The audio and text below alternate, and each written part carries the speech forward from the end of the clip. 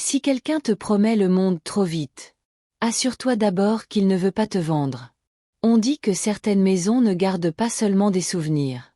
Elles gardent des secrets. Et parfois, elles élèvent des enfants pour qu'ils ne se posent jamais les bonnes questions. Je m'appelle Ariana.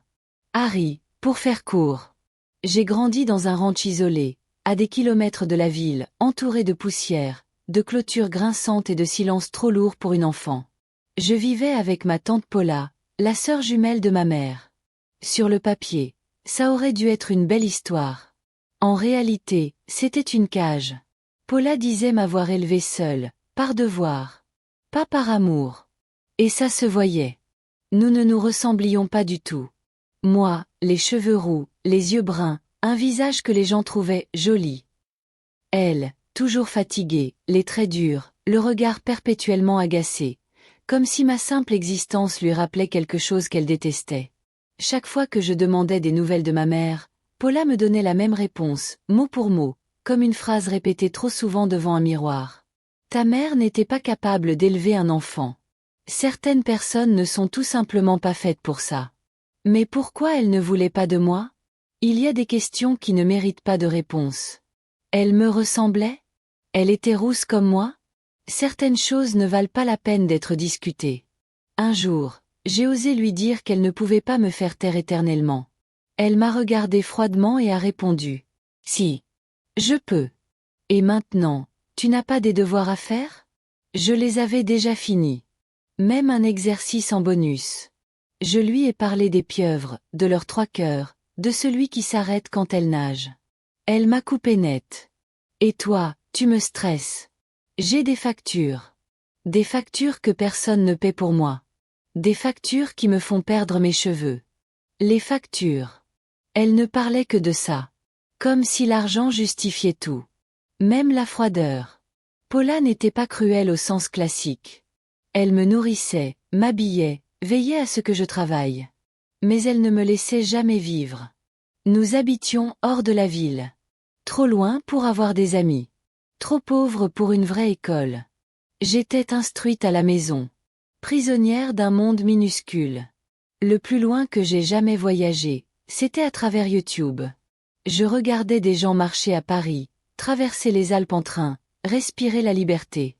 Moi, je comptais les jours jusqu'à notre sortie mensuelle pour faire les courses.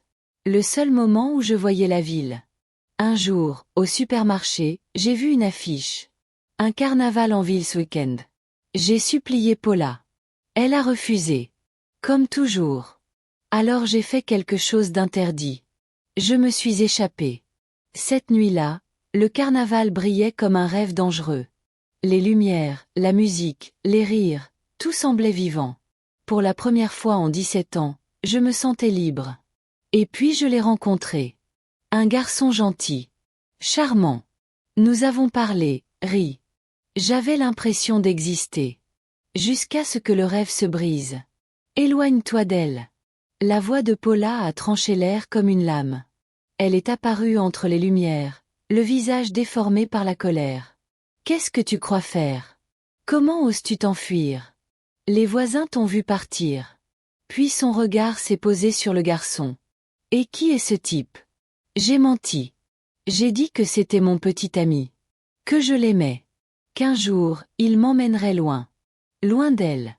Loin de cette prison. Le garçon a paniqué. Il a retiré sa main de la mienne comme si j'étais brûlante, et il a fui. Sur le chemin du retour, Paula n'a pas parlé. Mais quand nous sommes rentrés, elle m'a enfermée. Littéralement. Punie. Comme si je ne l'étais pas déjà depuis toujours. Cette nuit-là, j'ai pleuré jusqu'à m'endormir. J'ai prié pour avoir des parents. Pour ne plus être seule avec elle. Et le lendemain matin, quelqu'un est venu. J'étais aux écuries quand j'ai vu une voiture s'approcher. Une femme est sortie. Élégante. Magnifique. Comme une star échappée d'un autre monde. Elle a couru vers moi. Et m'a serré dans ses bras. Ariana, c'est toi. Je ne pensais jamais te retrouver. Mon cœur s'est arrêté. Vous êtes ta mère. Le monde a vacillé. Elle m'a montré des photos. Un acte de naissance. Mon nom. Puis Paula est arrivée. Et elle a explosé. Serena. Pars d'ici. Maintenant. Mais Serena a parlé. Et chaque mot était un clou planté dans mon passé.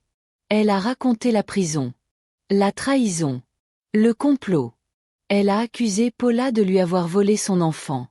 J'ai regardé ma tante. Elle n'a pas nié. À cet instant précis, quelque chose s'est fissuré en moi. 17 ans de mensonges. De silence. De portes fermées. Je pars. Paula a crié. Supplié. M'a insulté. Mais c'était trop tard. Je suis montée dans la voiture de Serena. Je ne savais pas encore que je venais de quitter une prison. Pour entrer dans quelque chose de bien pire. Le voyage jusqu'en Californie s'est fait dans un silence étrange. Serena conduisait, sereine, élégante, comme si elle avait attendu ce moment toute sa vie. Moi, j'étais collée à la vitre, regardant le ranch disparaître derrière nous, sans savoir si je fuyais un enfer ou si je fonçais droit dedans. Quand nous sommes arrivés devant le manoir, j'ai cru à une erreur. Ce n'était pas une maison. C'était un palais. Des grilles immenses. Des jardins trop parfaits. Des murs blancs qui semblaient ne jamais vieillir. Ma chambre, à elle seule, était plus grande que tout ce que Paula et moi avions jamais habité. Le lit était si doux qu'il m'a donné le vertige. Comme si je ne le méritais pas. Mais cette nuit-là, je n'ai pas dormi. Quelque chose n'allait pas. Le silence n'était pas le même que celui du ranch. Ici, il était épais, surveillant. Comme si la maison respirait quand je fermais les yeux. Je me suis levée et j'ai erré dans les couloirs. Et c'est là que je l'ai vue. Une porte massive, au sous-sol. En bois sombre. Fermée à clé. J'ai tendu la main, mais une voix a surgi derrière moi. Ariana, que fais-tu ici? Serena était là. Dans l'ombre. Son sourire ne touchait pas ses yeux. Cette pièce est en rénovation, a-t-elle dit. Un problème d'infestation. Puis elle m'a raccompagnée, doucement. Trop doucement. Elle m'a chanté une berceuse. Comme si elle m'avait connu bébé. Je me suis endormie sans m'en rendre compte. Le lendemain matin, j'ai compris que ce lieu fonctionnait selon des règles étranges. Des domestiques alignés devant ma porte. Des choix absurdes. Des bains parfumés. Des robes comparées à des cygnes et des pigeons. Je voulais juste être propre. Le luxe était enivrant. Étourdissant. Et pendant que je m'y perdais, Paula appelait. Encore et encore. Je n'ai pas répondu. Serena m'écoutait. Elle me promettait le monde. Les voyages. La liberté. Elle voulait organiser une fête pour célébrer mon arrivée. Et c'est là que j'ai rencontré Léo. Un serveur affamé, maladroit, sincère. Il mangeait des crevettes en cachette dans le jardin. Il riait sans calcul. Pour la première fois depuis longtemps, quelqu'un me parlait comme à une personne, pas comme à un objet à modeler. Nous sommes devenus proches. Très proches. À l'école, j'ai rencontré Lucas. Beau. Populaire. Intouchable. Tout le monde l'adorait. Et Serena aussi. Trop. Il est parfait pour toi, disait-elle avec un enthousiasme dérangeant. Comme si quelque chose devait absolument se produire. Mais mon cœur allait ailleurs. Vers Léo. Vers sa simplicité. Vers sa vérité. Et Serena l'a remarqué. Un soir, elle m'a forcé à accepter un rendez-vous avec Lucas. Elle a menacé Léo. Son travail. Sa famille. Sous ses mots doux, j'ai senti pour la première fois les crocs. Le lendemain, elle est revenue, mielleuse. Elle s'est excusée. A pleuré presque. M'a offert une robe. J'ai accepté. Parce que je voulais croire. Parce que j'avais besoin qu'elle soit ma mère. À la fête de Lucas, tout a basculé. Il s'est moqué de mon passé. De ma pauvreté. Du ranch. De moi.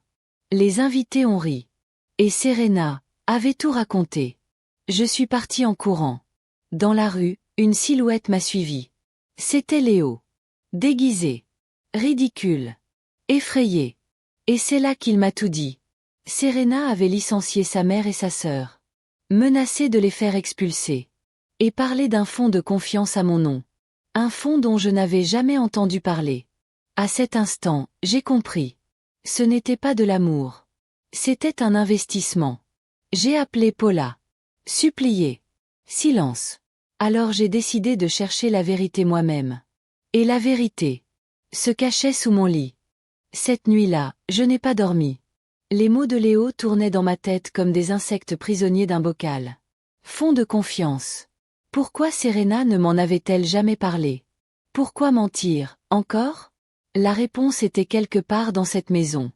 Je le sentais. Et instinctivement, mes pas m'ont conduite vers la chambre de Serena. Elle était sortie pour un rendez-vous. La maison semblait retenir son souffle. Sous son lit, j'ai trouvé un sac. Faux passeport. Fausse identité. Et une clé ancienne, lourde, froide, comme si elle n'avait jamais été faite pour ouvrir quelque chose de normal. À cet instant, j'ai su. La porte du sous-sol. Je suis descendue pieds nus, le cœur battant si fort que j'avais l'impression que la maison allait l'entendre. La clé est entrée dans la serrure. Un clic sec. Définitif. La lumière s'est allumée. Et j'ai hurlé. Un homme était allongé sur un lit médicalisé. Branché à des machines. Amaigri. Immobile. Son visage, je l'avais vu sur des photos. Papa. Une main s'est plaquée sur ma bouche. Puis le noir. Quand je me suis réveillée, j'étais attachée à une chaise. Serena se tenait devant moi. Lucas. Et son père. Je t'avais dit de ne pas entrer ici, a soufflé Serena. Maintenant, regarde ce que tu m'obliges à faire. Ils m'ont tout raconté. Mon père n'était pas mort. Il était en coma depuis des années. Un coma coûteux. Trop coûteux. Et moi, j'étais la clé. Je n'étais pas la fille de Serena. Je n'avais jamais été aimée. J'étais l'enfant d'un adultère. Un compte bancaire vivant. Dans 2 jours, tu auras 18 ans, a-t-elle dit calmement. Tu signeras. Ou il y aura des conséquences. Ils m'ont enfermé. Avec lui. Mon père respirait à peine. Je lui ai parlé. Je l'ai supplié. J'ai pleuré comme une enfant. Puis, ses yeux ont bougé. Dans un coin, un morceau de bois brisé. J'ai frappé. Crié. Espéré. Lucas est entré. Je l'ai frappé. J'ai couru. Presque libre. Mais Serena m'a attrapé. Tu ne comprends toujours pas, a-t-elle murmuré. Les gens comme moi survivent. Les autres servent. La porte a explosé. Paula. Léo. La police. Serena a été arrêtée. Lucas aussi. Son père aussi. Le cauchemar était terminé. Du moins, c'est ce que je croyais. Mon père n'a jamais repris connaissance. Les machines ont été débranchées quelques semaines plus tard. Je lui ai tenu la main jusqu'au bout. Serena a été condamnée. Mais l'argent avait disparu. Tout. Le fonds. Les comptes. Elle avait tout vidé avant son arrestation. Il ne me restait rien. Paula et moi sommes retournés au ranch. Plus pauvres qu'avant. Plus silencieuses aussi. Léo a déménagé. Nous avons perdu contact. La nuit, je repense souvent à cette maison. À ses sourires. À ses mensonges. J'ai appris quelque chose que personne ne m'avait jamais dit. Le sang ne fait pas une famille. L'argent n'achète jamais l'amour. Et les prisons les plus dangereuses ne sont pas celles avec des barreaux, mais celles construites avec de fausses promesses. Si quelqu'un te promet le monde trop vite, assure-toi d'abord qu'il ne veut pas te vendre.